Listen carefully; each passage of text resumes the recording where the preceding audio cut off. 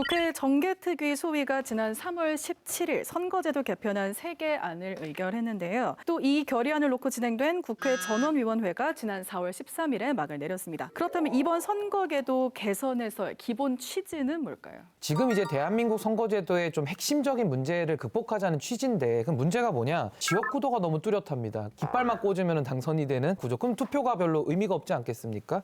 그리고 두 번째는 제왕적 당대표입니다. 당 안에서의 민주주의가 지금 붕괴되는 모습 국민들이 다 보고 계시지 않습니까? 마지막으로 이제 소선거구제로 다 묶여 있다 보니까 이 영역이 적습니다. 그렇다 보면은 강화된 기득권을 가지고 당에서 지원을 받는 사람들이 내려왔을 때 그 지역에서 또 영향력을 또 행사하거든요. 그러니까 결론적으로 말하면은 국민이 주권자인데 투표를 하면서도 국민 노릇을 못 하는 겁니다. 소선거구제로 묶여 있는 것을 중대선거구제라고 하는 조금 더 넓은 범위로 좀 한번 풀어보자라는 게 하나의 좀 핵심인 것 같고, 또 하나는 이제 좀 비례대표 좀 늘려보자 이제 이런 식으로 해서 여러 가지 안들을 지금 조합해서 만들었거든요. 그런데 이제 결론은 이 내용에 대한 토론이 아니라 한쪽에서는 그냥 뭐 제가 봤을 때 깊은 고민 안 한 것 같고, 또 다른 한쪽에서는 악성 포퓰리즘에 편승을 해서 그냥 의원 수를 줄이자면서 또 그걸 정치적 이익으로 삼으려는 뭐 이런 식으로 나오니까 이건 더 이상의 뭐 토론이 매우 어렵다, 저는 이렇게 보고 있습니다. 그러니까 이번 선거제도 개편의 가장 큰 기본 정신은 지역주의 해소, 그다음에 지방소멸에 대응하자였거든요. 20년도 총선을 치를 때 소수 정당의 원내 진입을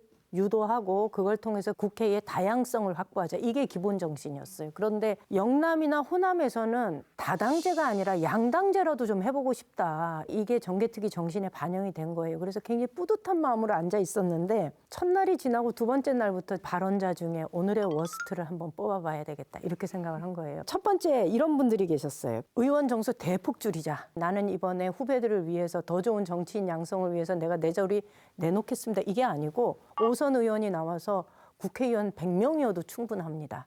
라는 이야기를 한다는 거죠. 두 번째 워스트로 뽑은 사람은 어떤 정치적인 의도를 가지고 지금 이 판이 벌어진 거 아니냐라고 얘기를 하는 거예요. 야, 기성 정치인들이 정말 젊은 사람들한테 못할 짓을 이 국회 내에서 버젓이 저런 나쁘끄러운 짓을 하고 있는구나라는 생각을 좀 하게 됐었어요. 중요한 거는 이 100명이 각자의 의견을 표출하는 방식으로 얘기를 하다 보니까 이거를 좀 도출하기는 어려운 부분이 있습니다. 특히 지금 정부 여당 같은 경우는 리더십이 당이 있다기보다는 또 용산에 있지 않겠습니까? 그래서 전원이 이후에 논의가 좀 진척되려면은 그나마 국회의장이 나서면 만날 수가 있습니다. 그래서 국민 통합을 위해서 좀 결단을 해달라 해서 다양한 의견들이 수렴이 되고 조금이라도 진전된 안이 만들어질 수 있도록 지도부의 역할이 중요한 것 같습니다. 쟁점에 대해서 토론하고 그 쟁점을 더 부각시키고 부각된 쟁점을 어떻게 하면 조정하고 협의할 수 있을까라는 모습까지 나가면 최선이겠지만 처음 회의였기 때문에 그것까지는 무리였다고 봅니다.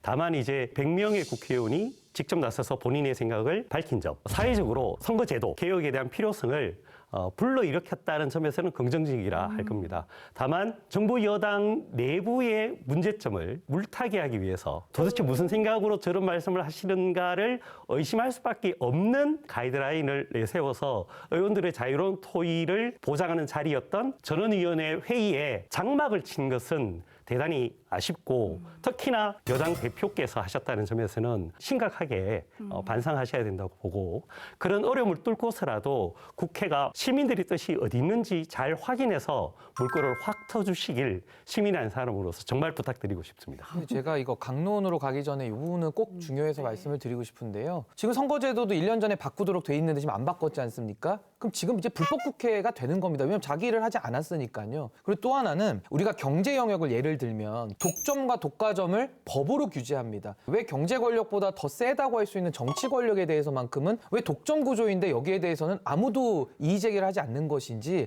전 이게 참 의문이고, 정치 권력이 독점으로 똘똘 적대적 공생관계로 지금 양당이 묶여있기 때문에 정치인들은 전혀 다급하지가 않은 겁니다. 이게 첫 번째 문제가 있고요. 사회가 너무 복잡해져서요. 다양한 목소리를 담아내지 않으면 이제 사회가 유지가 되지 않는 첫 번째 문제가 있고, 또 하나는 이런 다양성이라는 것이 이종교합을 통해서 시너지를 낼 수 있는 이런 장점도 있거든요. 그렇기 때문에 국회도 조금은 좀 독점 구조를 탈피해서 좀 다양성 있는 구조로 가야 대한민국이 좀 더 활력을 얻을 수 있다. 저 이런 차원도 좀 설명을 드리고 싶습니다. 정치는 왜 그렇지 않느냐. 있느냐. 네. 시민들이 그 칼자루를 내려놓으시오라고 말을 하더라도 지금 사실 양당이 그 칼자루 집어쓰니까 안 내려놓는 거예요. 시민들의 다양한 욕구를 닮은 국회를 만들고 싶다면 그것이 국회의 첫 번째 존재의 이유라면 저는 양당이 칼자루를 내려놓겠다는 선언부터 하고 정치 개혁에 나서는 것이 자기의 진정성을 시민들께 보이는 거라고 말씀드리고 싶습니다.